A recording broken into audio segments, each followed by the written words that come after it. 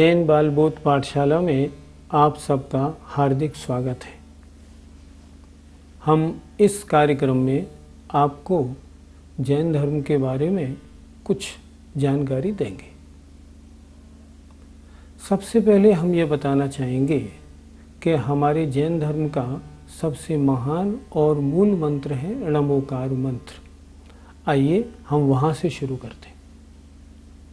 सबसे पहले नमोकार मंत्र का शुद्ध उच्चारण सुने। कैसे होना चाहिए, इसकी लय क्या है, इसका भी ध्यान दें आप सब। नमो अरिहंताणं, नमो सिद्धाणं, नमो आयर्याणं, नमो वज्झायाणं, नमो लोये सौवसाहूणम्।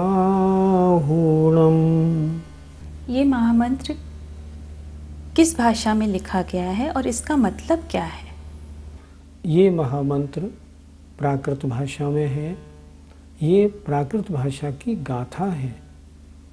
इसका अर्थ क्या होता है? नमो माने नमस्कार हो, अरिहंताणम अरिहंतों को। नमो अरिहंताणम अरिहंतों को नमस्कार हो। नमो सिद्धाणम सिद्धों को नमस्कार हो। नमो आयर्याणम आचार्यों को नमस्कार हो। नमो उपाध्यायाणम उपाध्यायों को नमस्कार हो। नमो लोये लोये माने लोक में, सव माने सर्व या समस्त, साहूणम साधुओं को नमस्कार हो।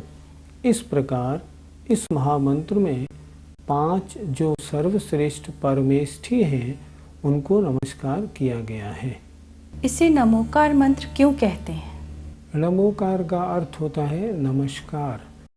इसमें क्योंकि पंच परमेष्ठी को नमस्कार किया गया है, इसलिए इसको नमोकार मंत्र कहते हैं। अच्छा, ये बताइए कि इस नमोकार मंत्र बनाया किसने? इस मंत्र को किसी ने नहीं बनाया। देखो, पंच परमेष्ठी अनादि से हैं, इसलिए नमोकार मंत्र भी अनादि से है।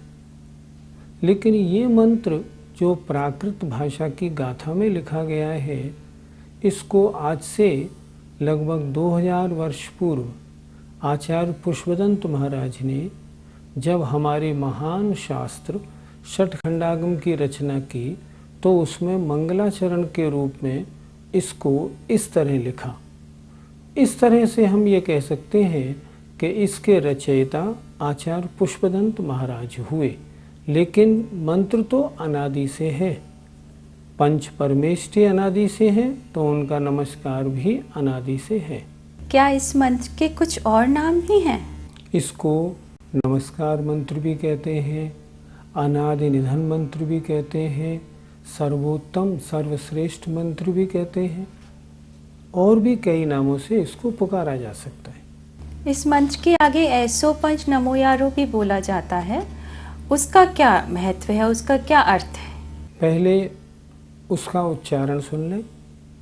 ऐसो पंच नमोयारो सौव पावपणासनो मंगलाणं च सौवेसिं परमं होई मंगलम।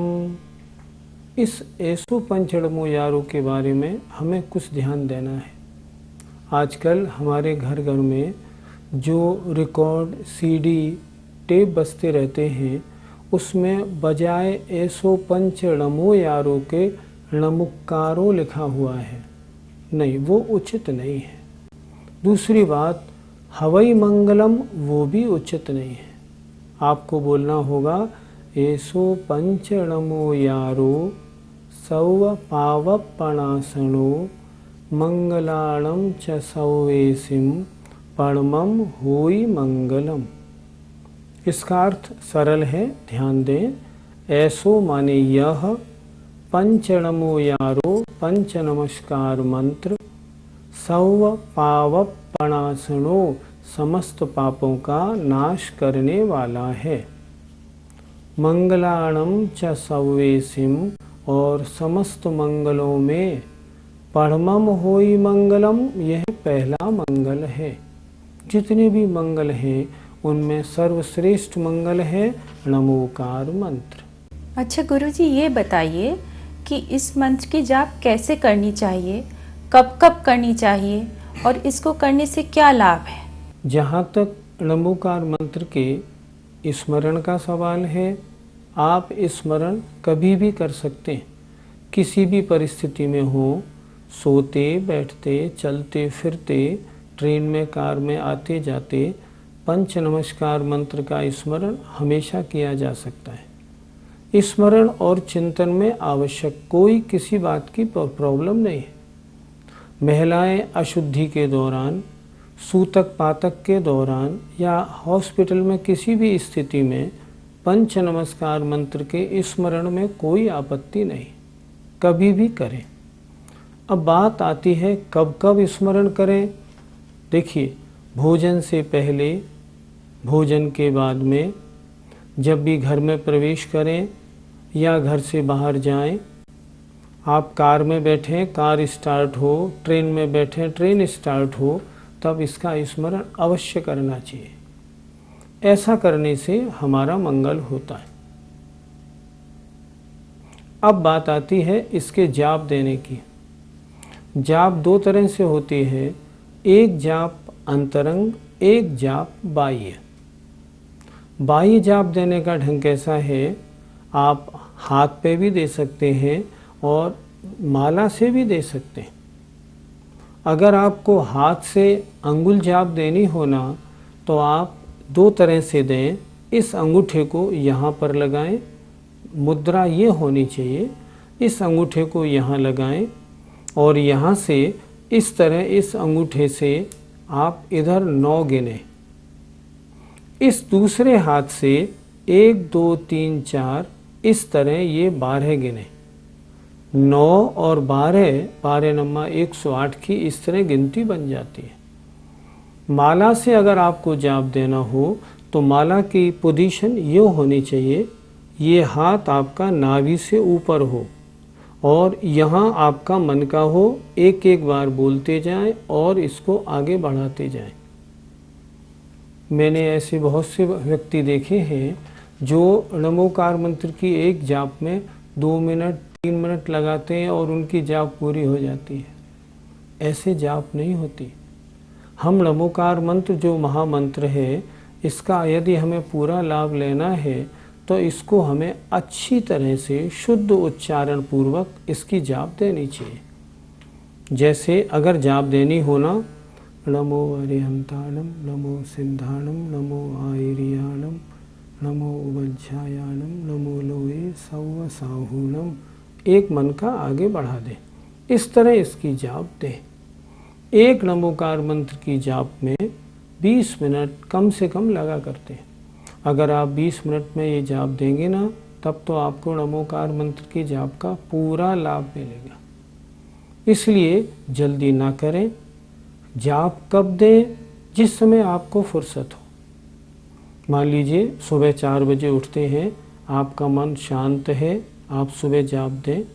ज़रूरी नहीं है कि आप जाप मंदिर में ही दें, आप जाप घर में दें या मंदिर में दें, लेकिन आपका मन पूरा लगना चाहिए। मन लगने का तात्पर्य, जिस समय आप जाप दें उस समय आपका मन भी अन्य सांसारिक कार्यों में न होने की बजाय जाप के अक्षरों पे या जाप में जो परमेष्ठी का वर्णन है उसकी तरफ होना चाहिए। जाप कहीं भी दी जा सकती है, कभी भी दी जा सकती है, सुबह दोपहर शाम, जिस समय आपका चित्त स्थिर हो उस समय आपको जाप देनी चाहिए। ऐसा कोई नियम नहीं कि मंदिर में गए, भगवान के दर्शन किए और जल्दी से अपनी जाप पूरी की और घर आ गए। इस तरह जाप देने से जाप का कोरम पूरा होता है, उसका लाभ नहीं होता। अच्छा, ये बताइए कि जैन धर्म में और भी मंत्र हैं जैसे अस्या उषा नमः, ओम नमः सिद्धेभ्य, लेकिन इसी मंत्र को सबसे महान क्यों कहा गया? ये मंत्र सबसे महान है, समस्त पापों का नाश करने वाला है। जानने की बात यह है, जितने भी अन्य मंत्र हैं इसी को संक्षेप करके सब मंत्र बनाए गए हैं। जैसे पंच परमेष्ठी के 5 अक्षरों का पहला पहला अक्षर लेके अस्या उषा नमः ये मंत्र मनाया गया। ओम नमः, ओम में भी पंच परमेष्ठी लिए गए। सारे जितने भी जैन धर्म के मंत्र हैं ये सारे मंत्र णमोकार मंत्र से ही निकले हैं। हजारों लाखों मंत्र इस मंत्र से बन जाते हैं, इसलिए इस मंत्र को सर्वश्रेष्ठ मंत्र माना जाता है। पंच परमेष्ठी के नमस्कार से बड़ा और मंत्र हो भी कौन सा सकता है। इसके चमत्कार प्रत्यक्ष में मैंने अपने जीवन में 10 देखे, फिर कभी उनको सुनाएंगे। आज पाठ में नहीं उसको सुना पाऊंगा, लेकिन भक्तिभाव से जो इसका उच्चारण करता है उसको इसका पूरा फल मिलता है। क्या मुनि महाराज भी इस मंत्र का जाप करते हैं? मुनि महाराज तो एक बार नहीं, दिन में कितनी बार इसका जाप जपते हैं। जब भी मुनि महाराज आहार शुरू करेंगे तो काय उत्सर्ग करेंगे, आहार के बाद काय उत्सर्ग करेंगे। किसी कार्य के लिए जाएंगे, जाने से पहले काय उत्सर्ग करेंगे। स्वाध्याय करेंगे तो पहले काय उत्सर्ग करेंगे, स्वाध्याय के बाद में काय उत्सर्ग करेंगे। सुबह दोपहर शाम तीनों समय जब वो सामायिक करेंगे ना, तब उसमें तो 1 2 3 4 मालाएं जाप देनी देनी है। मुनि महाराज का तो ये मूल मंत्र है। यद्यपि वे मुनि महाराज स्वयं साधु परमेष्ठी के अंतर्गत आते हैं, लेकिन फिर भी वे साधु भी जो महान चारित्र के धारी साधु हैं उनकी वंदना करना अपना कर्तव्य मानते हैं। इसलिए मुनि महाराज जैसे उदाहरण देखें, आचार्य चारित्र चक्रवर्ती शांति सागर महाराज ने अपने जीवन में 18 करोड़ बार इस णमोकार मंत्र का स्मरण उच्चारण किया था। इतनी मालाएं उन्होंने जपी। ये तो महामंत्र है, जो भी जपेगा उसके पापों का नाश हो। आपने अभी थोड़ी देर पहले परमेष्ठी शब्द यूज किया था, उसका क्या अर्थ है, उसे थोड़ा समझाइए। परमेष्ठी का मतलब होता है जो आत्मा के परम माने सबसे उत्कृष्ट पद हैं, उन्हें हम कहते हैं परमेष्ठी। जो आत्मा के परम पद में स्थित होता है उसे परमेष्ठी कहते हैं। आत्मा की जो ग्रेड्स हैं ना, उनमें जो सबसे टॉप ग्रेड के होते हैं उन्हें हम कहते हैं परमेष्ठी। परमेष्ठी 5 होते हैं। सबसे पहले अरहंत परमेष्ठी, फिर सिद्ध परमेष्ठी, फिर आचार्य परमेष्ठी, उपाध्याय परमेष्ठी और साधु परमेष्ठी। णमोकार मंत्र के 5 पदों में एक एक परमेष्ठी को नमस्कार किया है। परमेष्ठी को थोड़ा और डिटेल में समझाइए।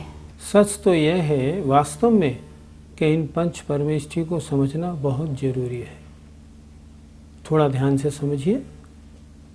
देखिए, एक होते हैं साधु मुनि महाराज जो 28 मूल गुणों का पालन करते हैं, नग्न दिगंबर मुद्रा वाले होते हैं, जिनके हाथ में पीछी और कमंडलू होता है, जो खड़े होकर हाथ में एक बार भोजन करते हैं, अपना केस लॉन्च करते हैं, वो होते हैं साधु परमेष्ठी। साधु परमेष्ठी से और थोड़े बड़े होते हैं उपाध्याय परमेष्ठी। उपाध्याय परमेष्ठी किन्हें कहते हैं? एक संघ होता है ना, जिसमें बहुत से मुनि, आर्यिका, श्रावक, श्राविका होते हैं। उस संघ को आचार्य परमेष्ठी जो सबसे बड़े होते हैं, वो संघ को पढ़ाने का काम जिन महाराज को दे देते हैं कि आप इन सबको पढ़ाएं, उन्हें हम कहते हैं उपाध्याय परमेष्ठी। उपाध्याय माने पूरे संघ को पढ़ाने वाले मुनि महाराज। उनसे भी बड़े होते हैं आचार्य परमेष्ठी। आचार्य परमेष्ठी वो होते हैं जो पूरे संघ के नायक होते हैं, जो हेड हैं, इंचार्ज हैं। उनका कार्य क्या होता है? उनका कार्य होता है नई दीक्षाओं को देना। अगर किन्हीं साधुओं से कोई अगर दोष अतिचार लग जाए तो उनको प्रायश्चित्त देना। संघ कहाँ जाएगा, कहाँ चातुर्मास करेंगे, उनका निर्णय करना। शास्त्रों को लिखना, मूर्तियों की प्रतिष्ठा हो उस समय सूर्य मंत्र देना, ये उनका कार्य होता है। वे होते हैं आचार्य परमेष्ठी। आचार्य परमेष्ठी माने पूरे जो संघ के हेड होते हैं। ये 3 परमेष्ठी वर्तमान में होते हैं। अब इनसे थोड़ा और ऊपर चलें, इनसे बड़े होते हैं अरिहंत परमेष्ठी। अरिहंत परमेष्ठी कौन है? जो बड़े बड़े मुनि महाराज ध्यान लगाते हैं और ध्यान लगा के आत्मा के साथ लगे हुए 8 कर्मों में से 4 घातिया कर्म, ज्ञानावरण, दर्शनावरण, मोहिनी और अंतराय, इन 4 कर्मों का नाश कर देते हैं। जो केवल ज्ञानी हो जाते हैं, जिनका समव शरण लगता है, जो समव शरण में दिव्य ध्वनि के द्वारा उपदेश देते हैं, वे होते हैं अरिहंत परमेष्ठी। और अरहंत परमेष्ठी आयु के अंत में फिर ध्यान लगाते हैं और ध्यान लगा के जो 4 आघातिया कर्म हैं उनको भी नष्ट कर देते हैं। नष्ट करने के बाद जो ऊपर सिद्धालय में जाकर विराजमान हो जाते हैं, उन्हें हम कहते हैं सिद्ध परमेष्ठी। सबसे बड़े सिद्ध परमेष्ठी होते हैं। इस तरह इन 5 परमेष्ठियों को हमें समझना चाहिए। जब भी हम नमोकार मंत्र का उच्चारण करें तो इन 5 परमेष्ठियों का हम चिंतन करें। या तो उनके नाम का चिंतन करें अरिहंत सिद्ध का, या उन 5 परमेष्ठी का जो स्वरूप है, जो उनका आकार वगैरह है, हम उनका चिंतन करें।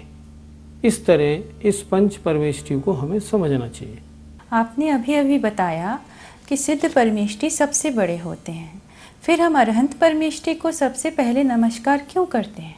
ध्यान देने की बात यह है, सिद्ध परमेष्ठी का ज्ञान किसने कराया? अगर अरहंत परमेष्ठी भगवान हमें अपने उपदेश में सिद्ध परमेष्ठी का ज्ञान नहीं कराते तो क्या हमको सिद्ध परमेष्ठी का ज्ञान हो जाता? नहीं होता। सिद्ध परमेष्ठी वर्तमान में ऊपर सिद्धालय में विराजमान है। हमारे ऊपर उपकार ज़्यादा है अरहंत परमेष्ठी भगवान का। अरहंत परमेष्ठी भगवान अपने समव शरण में दिव्य ध्वनि के द्वारा हमको धर्म का उपदेश देते हैं, हमें मार्ग बताते हैं, हमें मोक्ष जाने का मार्ग बताते हैं, संसार में पापों से दूर, कर्मों से दूर होने का मार्ग बताते हैं। सिद्ध भगवान मात्र चिंतन की वस्तु है। इसलिए सिद्धों को भी बताने वाले जो अरहंत है ना, उनका नाम पहले रखा गया। वास्तव में अरहंत परमेष्ठी ही हमारे ऊपर सबसे ज़्यादा उपकार करते। आप सब देखने वालों से मैं कहना चाहूँगा कि नमोकार मंत्र का पाठ आज आपने पढ़ लिया है।